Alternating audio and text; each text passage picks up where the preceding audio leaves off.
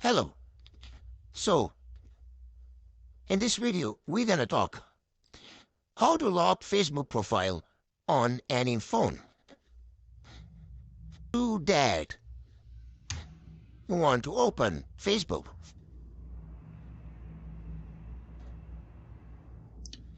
Go to menu. As you can see, the profile section. Tap on profile section. Tap on three dots. As you can see, here is the lock profile option. Tap on lock profile. As you can see, log your profile. Tap on it.